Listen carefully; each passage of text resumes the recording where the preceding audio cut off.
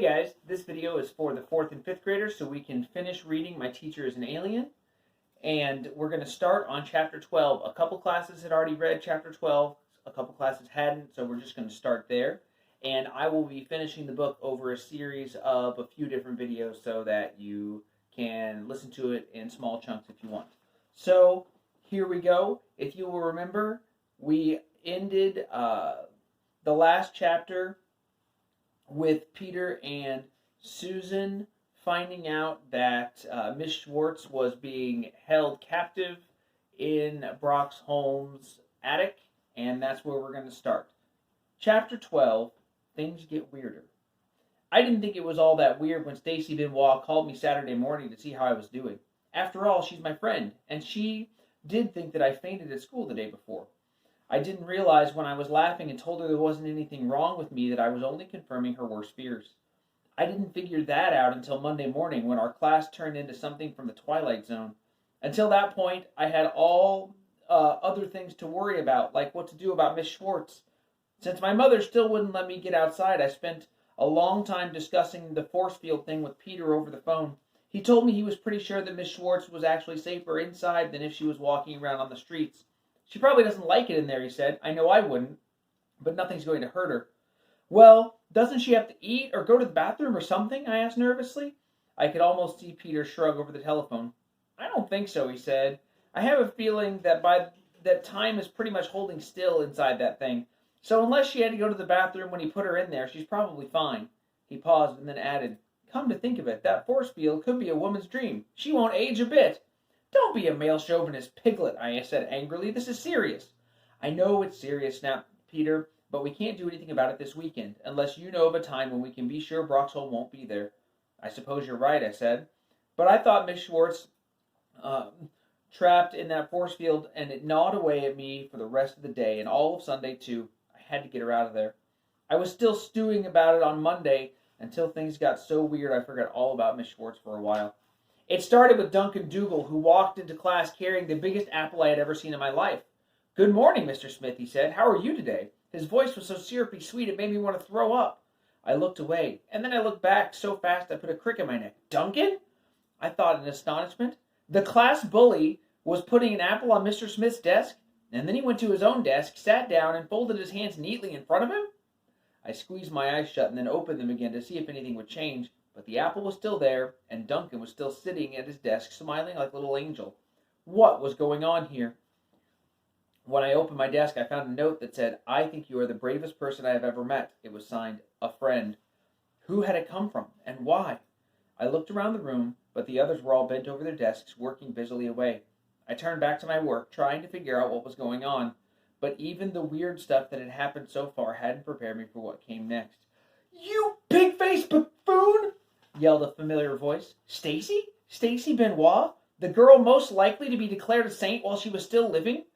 I turned around and saw Stacy standing beside her desk, shouting at Mike Foran, the only kid that I had ever heard of who had never, and I mean never, gotten in trouble with a teacher. Shut up! Yelled Mike. Shut up, you creep! When Stacy slapped him across the face, I almost fell out of my chair. Of course, Stacy couldn't slap that well, because she'd never done it before, but it was kind of a wimpy snap. But this was Stacy Benoit, for heaven's sakes. Stacy! Yelled Mr. Smith. He was sitting in the back of the room with the reading group. Michael, what is going on up there? He started for the front of the room, but he was too late. When Stacy slapped Mike, he jumped up so fast he knocked his desk over. His face was red. I didn't realize it until later that it was from stage fright. Your mother wears I wanted to prompt him. It was pathetic to see the nicest kid in class try to come up with a withering insult, and even more pathetic when he finally finished up with, Your mother wears polyester! But it seemed to do the trick. Stacy began to shriek in outrage. Mr. Smith reached them just in time to keep them from going for each other's throats. The rest of you stay in your seats, he ordered. I'll be back in a minute. Then he walked out of the door, dragging the two best-behaved kids in the 6th grade along with him. They were kicking and screaming every step of the way. I closed my eyes and shook my head. I was sure I was awake, so what was going on here? Was this the same planet that I had gone to sleep in? I couldn't wait for recess so I could talk to Peter.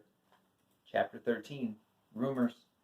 "Stacy and Mike did a good job, didn't they?" said Peter when we got together on the playground at recess. "What are you talking about?" I asked. "Stacy and Mike. Didn't you think that fight that they put on was pretty good?" "The fight they put on?" I echoed. Peter sounded impatient. "Stacy and Mike are afraid Broxholm will decide one of them is the best kid in class and then try to kidnap whichever one he chooses. So they decided to fake a fight, mess up their reputations a little bit." All of a sudden, everything came clear. "That's why Duncan brought Mr. Smith an apple this morning," I said. Peter giggled. "Pathetic, isn't it? But it might work. Right now, Duncan is a sure pick for worst kid in the class. But if he works really hard, he might actually manage to pull himself off the bottom of the list. Since he knows that no matter what he does, he's never going to push himself into the most average category. If he can improve at all, he's probably safe. The problem is, he's been so bad all year that it's going to take a major effort to get him out of the bottom spot." Peter paused and then added, "I intend to have some fun with him over the next 3 days." 3 days? That was all the time that we had before Broxholm was scheduled to kidnap 5 of us into space. "That's not very nice," I started to say, but then I remembered the way that Duncan had tormented Peter for the last 6 years. I decided I couldn't blame Peter if he wanted to get a little of his own back while he could. Any decision to be a nice guy about this was going to have to come from inside himself. I decided to change the subject. "Tell me," I said, "just how do they know about all of this?" "I told them," said Peter. "And they believed you?" Actually, it made sense. If they were going to believe anyone, it would be Peter. He had a reputation for being the most honest kid in class, which was one of his problems. He didn't know how to tell the kind of white little lies that keep people from getting mad at you. But I doubted that even his reputation for honesty would convince people that the story was really true. Peter smiled. "Actually, you're the reason anyone believed me. It started with Stacy. She just didn't believe that you had really fainted, or that if you had, you would really have tried to grab the teacher's ear on the way down. She knew that something was going on. Later, she cornered me on the playground and demanded to know what you were up to." "Why you?" I asked. Peter blushed. "You're going to hate this," he said. "There's a rumor going around that you're my girlfriend because we've been spending so much time together talking on the playground." "Yuck!" I yelled. "Yuck, yuck, yuck!" Suddenly I realized what I had just done. "Don't take that personally," I said. "I won't," said Peter, "since I feel the same way." "Hey, I thought..." "What do you mean you feel the same way?" But we didn't have time to work that out right then. "Anyway," said Peter, "Stacy was convinced I must know what was going on, and since I did, I told her." "The whole story?" I gasped. Peter nodded. "She didn't believe me at first, of course, but when she talked to you on Saturday and you told her that nothing was actually wrong with you, she figured out that it must be true." He laughed. "That was all it took. By Saturday afternoon, the phone lines were humming all over Kinnatuck Falls." "How come you know all this?" I asked. "How come no one asked me?" Peter shrugged. "That's not the way rumors work. People never check with the source. They always ask someone else. Don't ask me why, but it's true. Lots of stupid things are true. Anyway, Stacy told Mike, and Mike told someone else, and that was it. It's the kind of story that travels fast." "And they believed it?" I asked. Peter shook his head. "I don't think so. At least not yet. Except for Duncan. He's so dim he'll believe anything, especially if Stacy and Mike believe it. He thinks they know everything. That's why he hates them so much." "I see," I said. "Some of this was coming a little too fast for me. Well, do you suppose, if enough of us start to believe it, the adults will pay attention to us?" Peter looked as if I had just suggested Mickey Mouse was likely to be the next president of the United States. "Get real, Susan," he said. "They'll just say it's another crazy kid rumor. Do you remember last year when half the people in the school were convinced that the president was coming to Kinnatuck Falls to make a speech?" I nodded. I had almost believed it myself, half because so many of my friends did, half because I wanted it to be true. I also remember how my father had laughed when he had heard about it. "Just because 1,000 idiots believe something, that doesn't make it true," he had said. That was true, I guess, but it certainly didn't help us now. That was when Peter decided to complicate things with a new problem. "What are you going to do about this yourself?" he asked. "What do you mean?"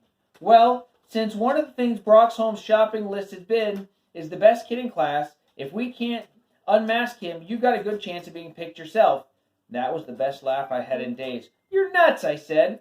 "There's no way I could be picked for the top kid in class."